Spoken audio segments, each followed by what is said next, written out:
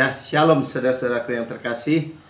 Kita jumpa lagi dalam Bible Study dari buku The Power of Right Believing. Ya, kuasa dari percaya benar. Artinya kalau kita percaya benar ada kuasanya, ya. Kuasa yang luar biasa. Ya, percaya benar pasti menghasilkan kehidupan benar, dan kehidupan benar ini kehidupan Kristus. Kehidupan yang roh, jiwa, tubuh terpelihara sempurna. Jadi bukannya kehidupan yang rendah atau kehidupan yang kacau balau. Kaya sih kaya, tapi rumah tangannya hancur. Bukan, ya. Bukan kehidupan yang seperti itu. Kehidupan yang bebas dari ketakutan, fear, guilt, rasa bersalah. Banyak kan orang kan dihantukan rasa bersalah, dihantui.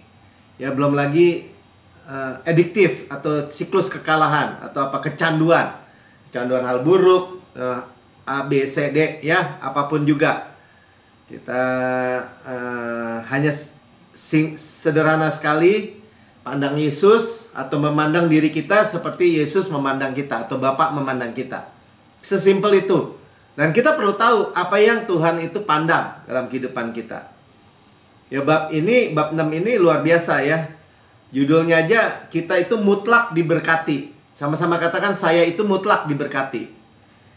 Absolut mutlak. Saudara nggak usah ragu-ragu tentang hal ini. Ya, itu bukan kesombongan, karena pembayaran Yesus saja.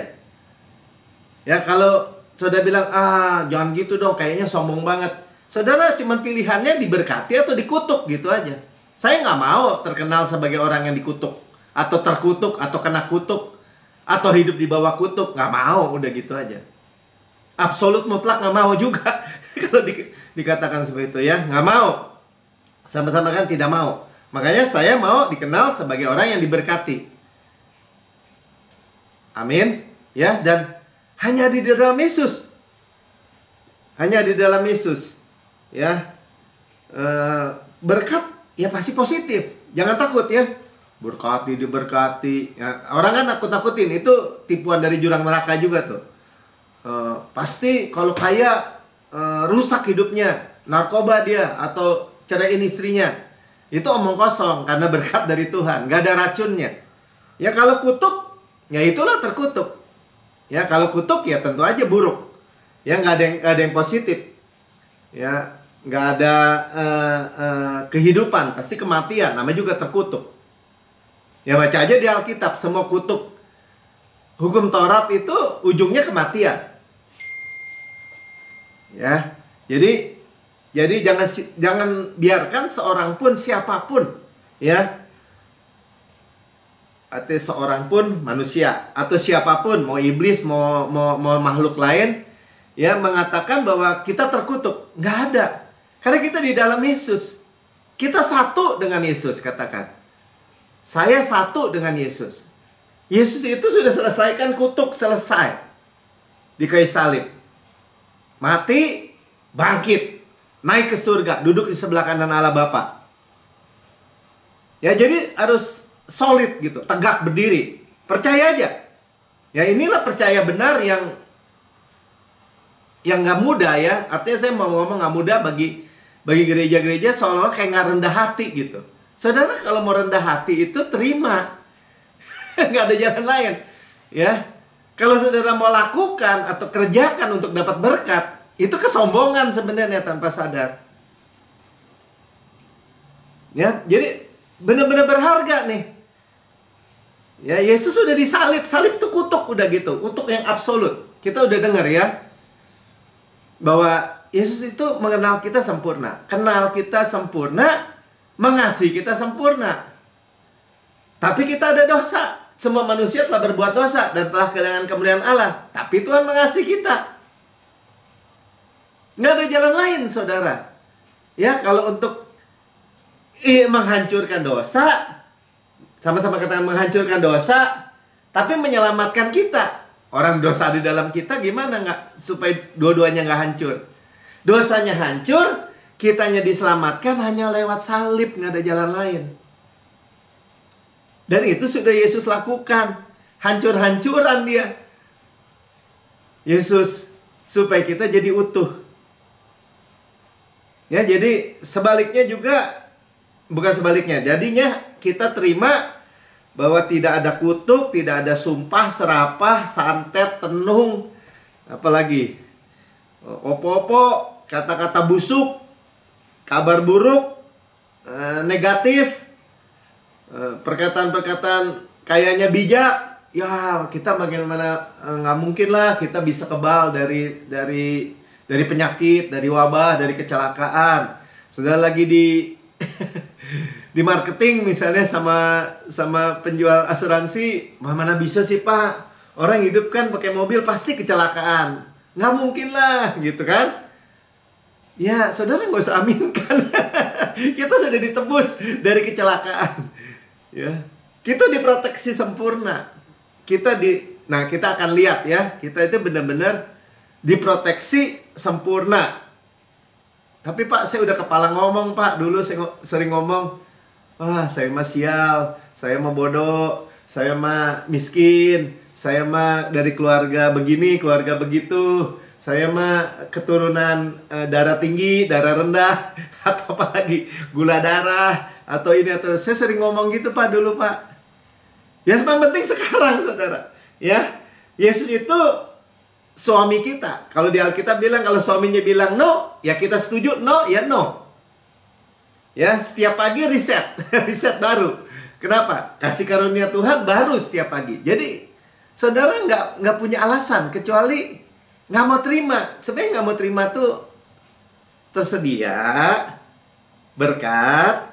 Imam Besar Agung hanya ada berkat. Katakan, Imam Besar Agung hanya ada berkat dan berkat. Yang nggak bersedia gini, dia bantah sendiri dengan mulutnya. Ah, mana bisa sih?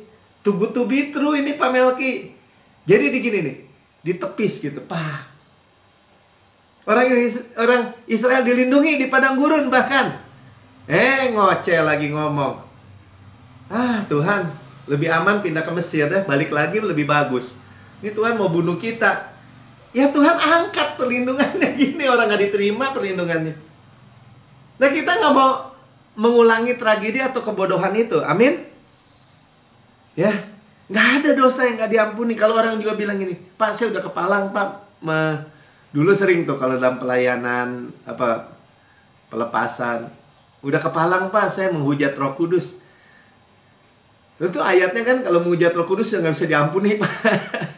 Udah terkutuk dah gitu. Saudara, itu ayat bukan buat kita orang percaya. Kita udah ditebus dengan darah yang mahal. Nggak ada dosa yang nggak bisa diampuni. Air terjun darah Yesus terus menerus. Nggak ada yang lebih kuat dari darah Yesus. Tapi itu ayat itu gimana Pak Melki? Ya ayat itu buat orang Farisi, orang ahli Taurat. Yang udah ada Yesus di depan mukanya masih ditolak juga. Mereka kan belum selamat. Amin. Ya make sure ya. Kita segi judulnya aja nih, mutlak diberkati. Nah, jangan ada orang yang berani, jangan biarkan seorang pun atau siapapun yang mengatakan sebaliknya. Orang Israel nggak kebal dosa tuh di perkemahan, tapi tetap Tuhan proteksi. Kenapa? Karena perjanjian. Kita tahu ya. Nah, kita teruskan ya. Jadi sama-sama tidak ada yang dapat memutarbalikkan berkat Tuhan. Tidak ada. Termasuk kita sebenarnya. Berkat jalan terus, tapi jangan ditepis ya. Absolut mutlak. Dan kita ada di dalam musimnya lagi.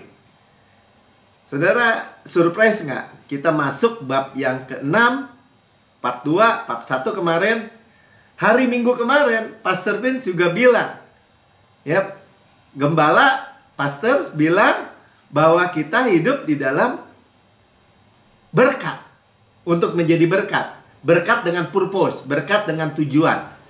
Kemakmuran dengan tujuan. Bahkan berkatnya tuh kemakmuran yang dibilang kalau orang Israel terima tuh abound gitu, atau apa ya, great ya, sangat besar kemakmuran yang sangat besar. Kenapa? Karena ini akhir zaman.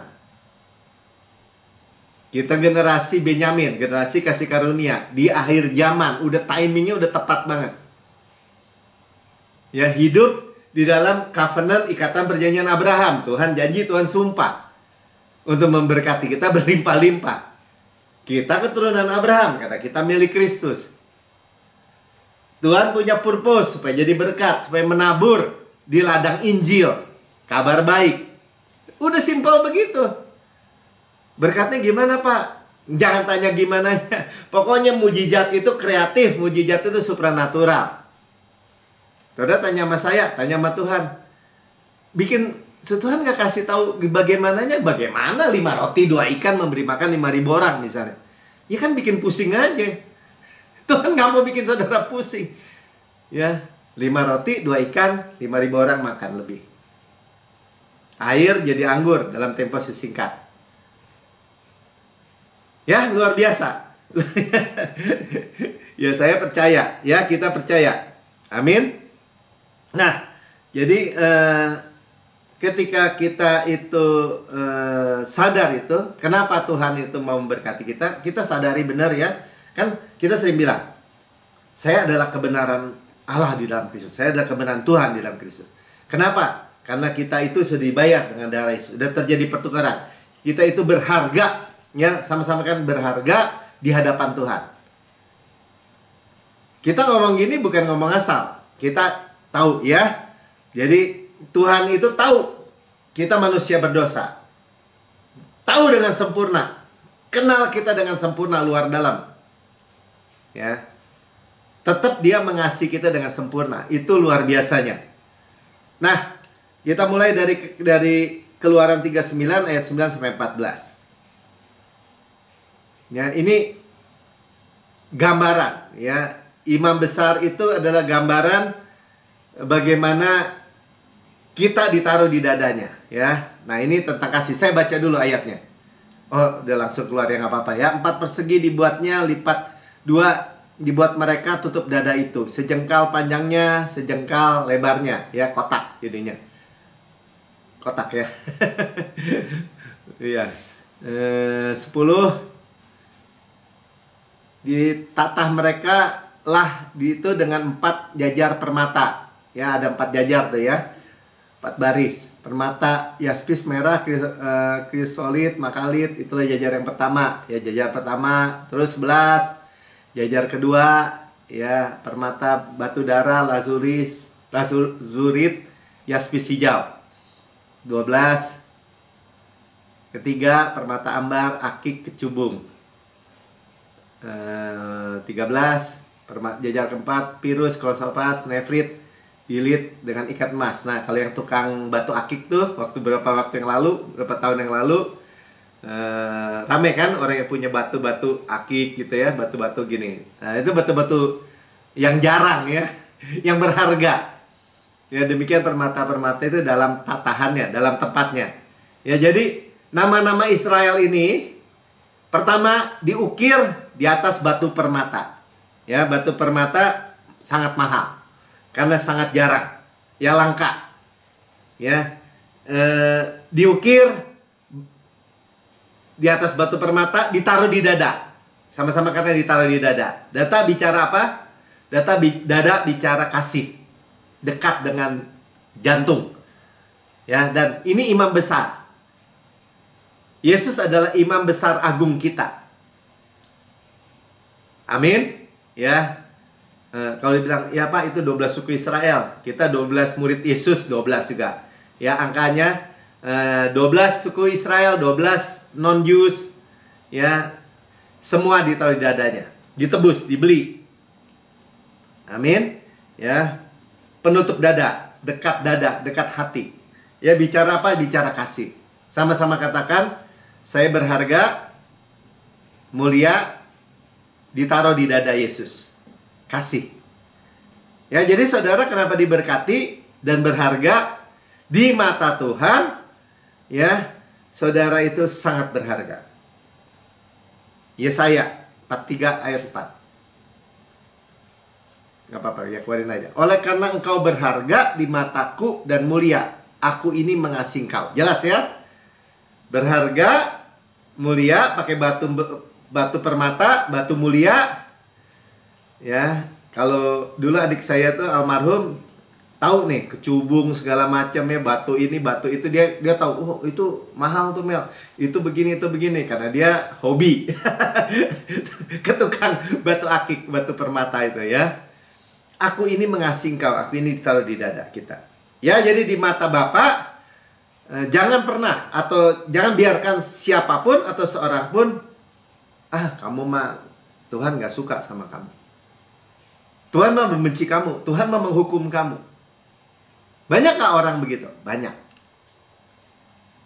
Ya, saya mah udah gak berharga. Saya mah udah gak berharga. Akhirnya mengatakan begitu kepada diri sendiri, down, habis di lembah, saudara. Ya, tapi jelas firman Tuhan bilang apa? Berharga, mulia. Amin. Ya, terusnya sesuai dengan nama anak Israel, permata itu ada 12 banyaknya, dan tiap-tiap permata diukir seperti meterai. Ya, nama salah satu suku dari 12 itu. Jadi nama kita diukir. Ada ayat yang lain katakan diukir di tangannya. Ya, kalau grave atau ukiran itu gambaran tidak bisa dihapus. Kalau tulisan kan bisa dihapus. Ya, kalau diukir itu nggak bisa dihapus. Intinya itu ya. Wahyu 3 ayat 5. Barang siapa menang, ia akan dikenakan pakaian putih yang demikian. Jadi kalau dia bilang, pakaian putih apa Melki? Pakaian putih adalah kebenaran, kan? Tapi dipakaikan, bukan kebenaran kita. Kalau kebenaran kita seperti kain cemat. Seperti, dikatakan seperti bekas mens itu, ya, perempuan. Sekotor itu, senajis itu. Di mata Tuhan. Tapi kalau dikenakan pakaian putih, berarti dipakaikan jubah kebenaran. Kebenaran siapa? Kebenaran Yesus. Hadiah, hadiah. Kebenaran hadiah, kebenaran hadiah. Jangan mau siapapun lagi menggeser kita dari kepercayaan benar ini. Kalau saudara bawa kebenaran saudara sendiri, ya pakai pembalut kotor tadi. Nggak ada nilainya, saudara. Aku tidak akan menghapus namanya dari kitab kehidupan. Ya, melainkan aku akan mengaku namanya di hadapan Bapakku dan di hadapan para malaikatnya. Tuhan katakan tidak akan menghapus nama Melkisedek. Anak. Ya, nama kita diakui di hadapan Bapa. Kenapa? Karena pembayaran Tuhan, karena korban Tuhan. Bukan korban saya. Saya mah yang ditebus, yang dibayarin, yang diangkat anak, yang dibeli, yang dimiliki oleh Yesus. Bukan karena saya baik. Bukan karena saudara dan saya baik. Karena saudara dan saya itu orang berdosa. Jadi qualified. Susah ya? Pak, kenapa jadi orang berdosa yang qualified, Pak? Karena nggak ada orang yang nggak berdosa. Dan Tuhan Yesus juru selamat untuk orang berdosa. Ya jadi qualified kan? Paham? Tinggal amin kan, saudara? Ya, jangan malah dibalik lagi. Balik lagi ke bawah hukum Taurat. Saya harus berusaha jadi baik. Saya ikut teladan Yesus. Saudara nggak akan diberkati. Balik lagi ke bawah kutuk, saudara. Kutuk hukum Taurat. Ya, jadi pemenang dalam Yesus ya. Tadi kalau diterusin Wahyu tadi ya. Jadi kita selamanya aman, tetap terukir, ya, dekat di kaki Tuhan. Tidak bisa dihapus. Sama-sama katakan tidak bisa dihapus. Ya, kita adalah pemenang di dalam Kristus. Wahyu 12 ayat 10 sampai 11. Udah jelas ya? Ini tentang gereja, tentang kita. Saudara jangan juga digentarkan, Pak, di kitab Wahyu banyak, Pak, tentang penghukuman juga bagi orang percaya. Enggak, saudara. Ya. Kalau saudara bicara kitab Wahyu, baca dulu Wahyu 1. Ini tentang apa? Ini tentang good news, kabar baik. Tentang Kristus. Ya, Wahyu 1 sampai 5 tentang gereja, betul ditegur. Tapi diperingatkan, tetap keselamatan kekal. Ada apa yang nggak percaya? Ya kalau Isabel ya jangan dihitung atau yang nggak percaya itu. Nah, berikutnya tentang apa? Tentang Israel kalau misalnya masuk ke dalam, bukan jamik, penghukuman, apalagi 7 tahun masa kesukaran. Itu urusan Tuhan untuk Israel. Yang belum percaya tetap dikejar karena kasihnya kesetiaan Tuhan. Tapi buat kita sudah dimeterai, ya, sekarang telah tiba keselamatan dan kuasa dan pemerintahan Allah kita, Yesus. Ya, kekuasaan Dia yang diurapinya. Tuh, Yesus Kristus yang diurapi. Ya, karena telah dilemparkan ke bawah pendakwa saudara-saudara kita yang mendakwa mereka siang dan malam di hadapan Allah kita. Pendakwa sudah dilempar ke bawah. Kenapa? Karena kedudukannya sudah dilempar darah Yesus gini. Seret, nggak ada kedudukannya lagi. Hati nurani kita sempurna karena korbannya sempurna. Sama-sama katakan. Hati nurani saya sempurna karena korbannya sempurna. Jadi kalau ada dakwaan dari luar, saudara bilang apa? Nggak laku lagi. Semua surat hutang, hukum Taurat sudah dipakukan di kayu salib. Sudah selesai. Sudah dibayar lunas. Tidak berlaku lagi. Yang malu, yang dakwa. Sudah ditelanjangi. Dijadikan tontonan di hadapan umum. Siapa? Iblis. Kita dikenakan pakaian kebenaran tadi. Jubah kebenaran yang kita baca. Hadiah, hadiah. Karena yang diundang pesta, semuanya orang-orang yang miskin yang pinggir jalan, nggak ada jubah kebenaran. Semuanya dekil. Tapi disuruh ganti, pakaikan jubah kebenaran. Hadiah. Ya. Itu hanya bukan karena saudara layak. Tapi Pak, saya nggak layak, Pak. Saudara kata nggak layak, saudara qualified. Kalau saudara bilang gini, ini orang bener nih, orang baik nih, nggak qualified. Kenapa? Karena di mata Tuhan nggak ada yang bener. Tapi berharga mulia, itu kata Tuhan karena darah. Ya, jadi yang mendakwa mereka siang dan malam udah nggak ada lagi. Jangan mau diterima, makanya tadi saya bilang, jangan mau ada yang terima. Ya, maksudnya jangan terima kalau saudara dikatakan kutuk, dikata-katain direndahkan, dikata-katain orang berdosa, orang nggak bener, orang apa. Saya berharga mulia. Mulai dari situ. Kenapa? Karena darah. 11. Ya, dan mereka mengalahkan dia oleh darah anak domba. Kita kalahkan dengan darah anak domba. Dan oleh perkataan kesaksian mereka. Kita saksikan. Seperti sekarang saya berkhotbah. Sampaikan. Saudara rekaman YouTube, saudara dengar. Saya saksikan. Apa yang sangat benar dalam diri saudara. Kenapa? Yesus, darah Yesus, karya Yesus sudah sempurna dalam hidup saudara dan saya. Tapi kelihatannya nggak begitu, Pak. Ya percaya dulu dong. Kita percaya yang tidak kelihatan. Ketika kita terima, kebenaran itu akan apa ya? Akan membawa kita gitu. Jadi kalau dulu kalau sekolah orang teknik tuh matematika bilang apa? Vektornya udah bener dulu, arahnya udah bener. Ya, mata kita melihatnya udah bener dan hidup kita mengikuti itu. Enggak, Pak, nanti kalau gitu orang akan keluar berbuat dosa, orang akan hidup seenaknya. Ya itu kan tipuan lagi.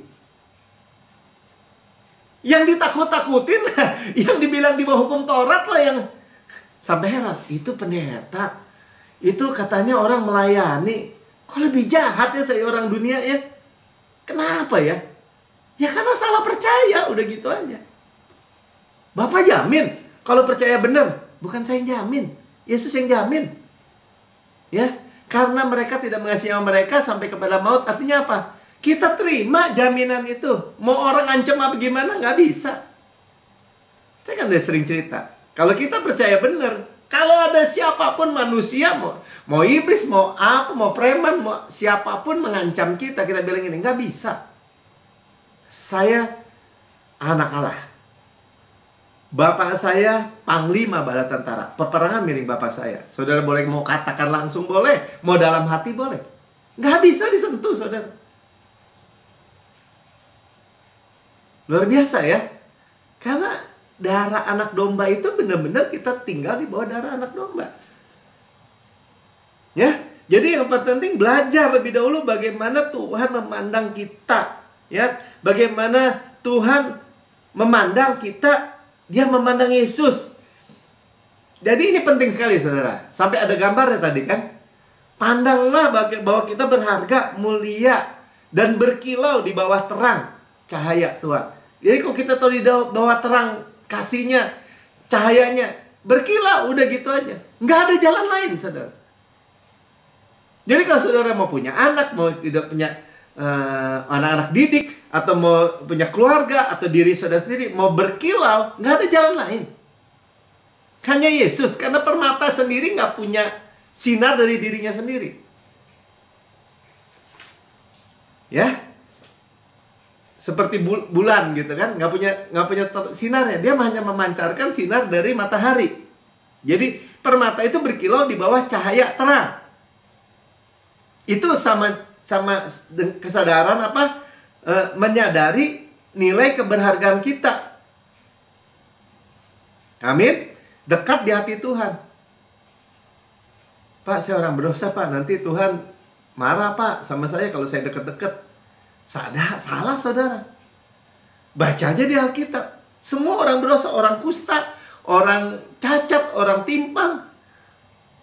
Duduk makan dekat Yesus. Yesus lebih nyaman daripada sama orang beragama tuh. Farisi, ahli Taurat cuma nyari kapan nih salahnya nih, kapan salahnya nih. Ya dia nggak ketemu salahnya Tuhan.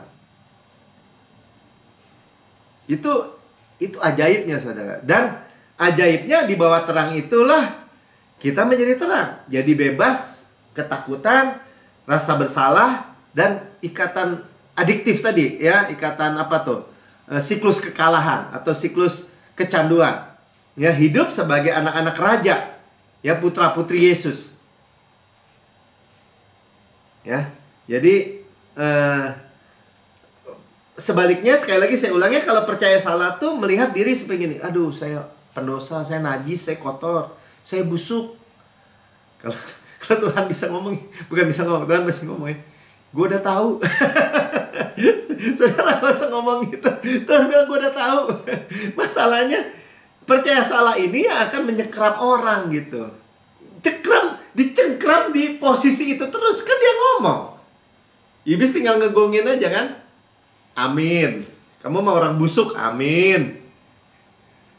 Orang terkutuk, orang penuh dosa, kotor, menjijikan, dia tinggal aminin aja. Nah, sementara sekali lagi Bapa memandang kita lewat salib dan darah Kristus. Ya, jadi kita sama-sama kan, saya nggak takut akan kebenaran dan terang Tuhan. Jadi terang Tuhan bukan nyorotin kesalahan saudara. Tuhan nggak lagi cari-cari kesalahan saudara. Tuhan nggak lihat.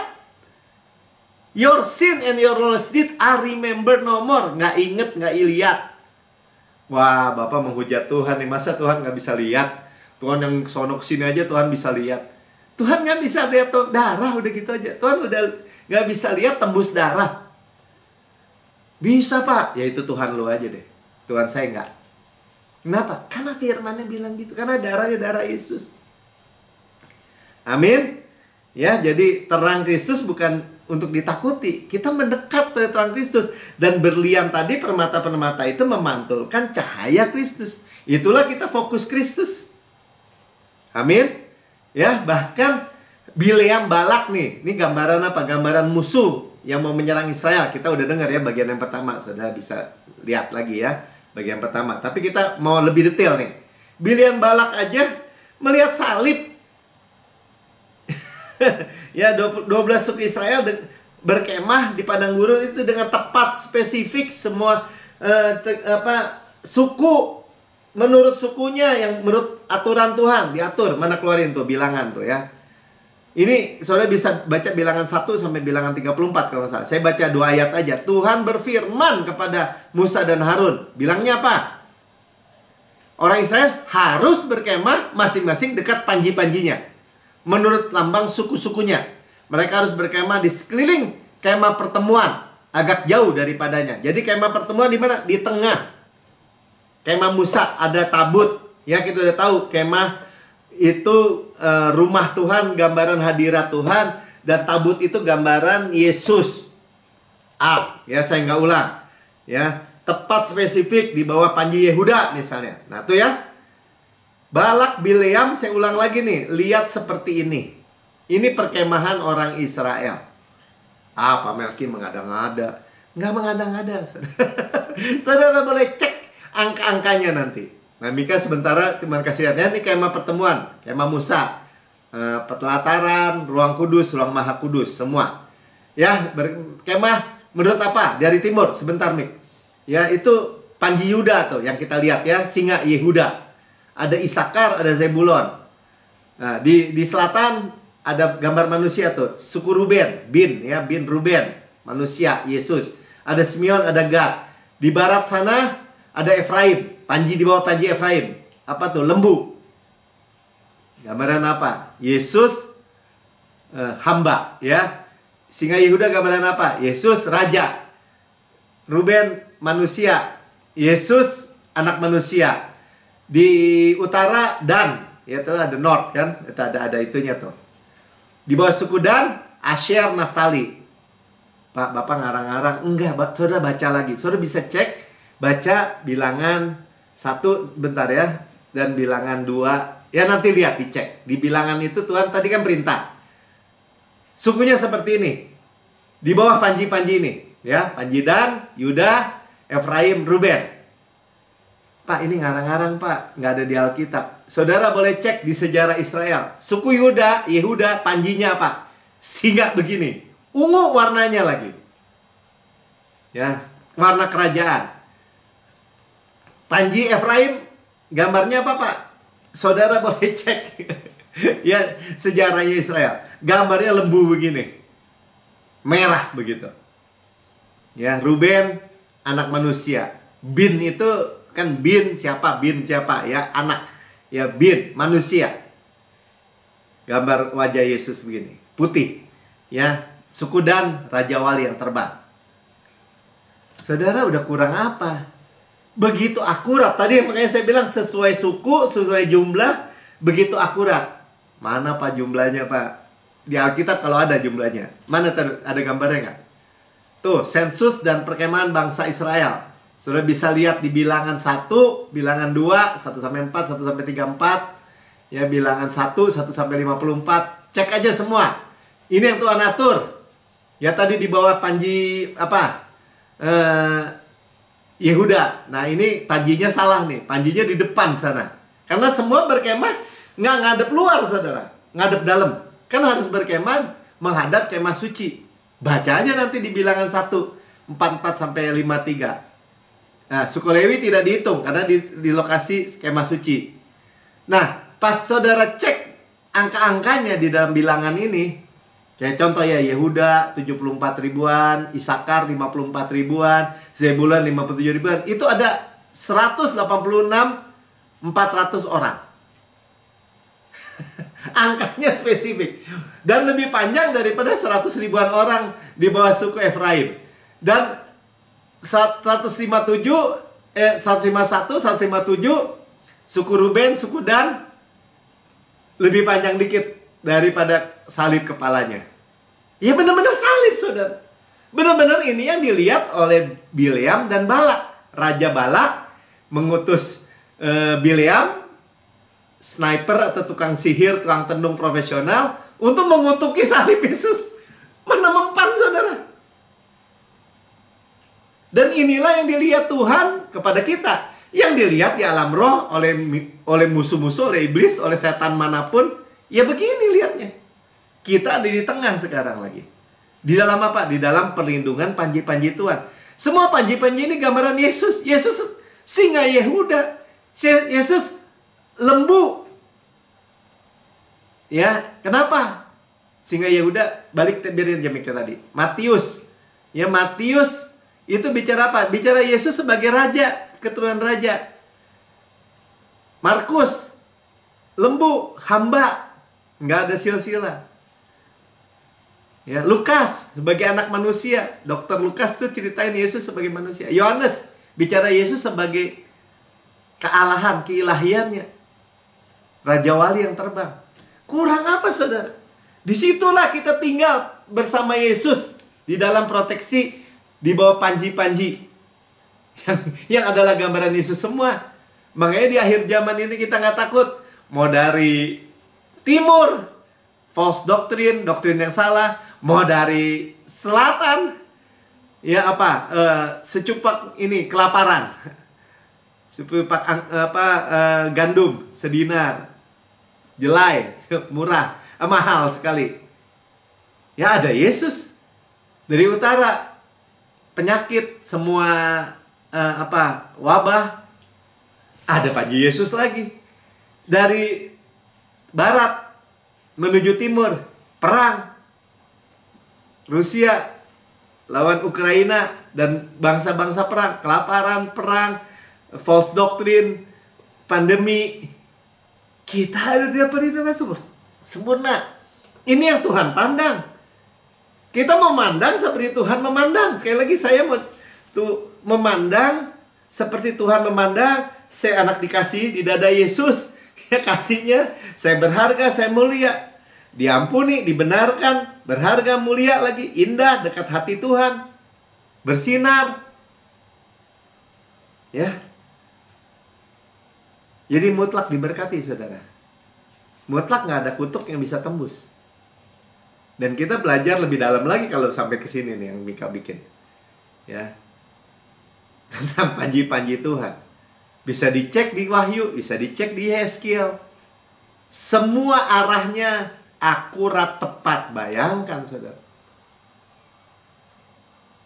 Sekali lagi sama-sama katakan bersama-sama saya mutlak diberkati dan menjadi berkat. Ya, hari Minggu kita dengar. Kita diberkati dengan tujuan menjadi berkat. Kita menabur di ladang Injil, gospel, good news. Dan Injil ya harus jelas-jelas Injil. Jangan Injil masuk hukum Taurat lagi. Percampuran bukan Injil. Bukan good news. Itu kabar kematian. Sudah clear? Jelas ya?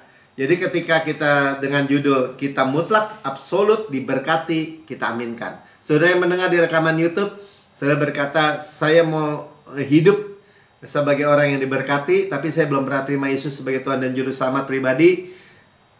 Ini kesempatan saudara. Ya, ikuti saya berdoa, saudara. Ya, dengan mulut mengaku, dengan hati percaya, saudara diselamatkan. Ikuti saya berdoa aja ya.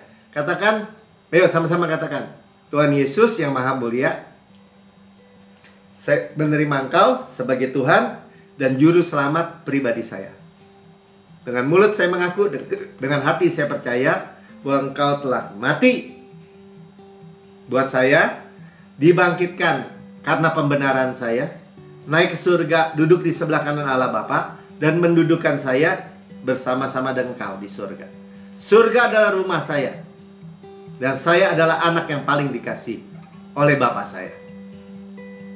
Saya mutlak diberkati. Saya mau dikenal sebagai orang yang diberkati. Tidak ada lagi kutuk. Dan tidak ada lagi kutuk yang dapat mempan. Tidak lagi dapat memutarbalikkan keselamatan, berkat, kasih karunia Bapa terhadap saya. Nggak ada yang bisa memutarbalikkan. Saya terima, percaya di dalam nama Tuhan Yesus. Amin.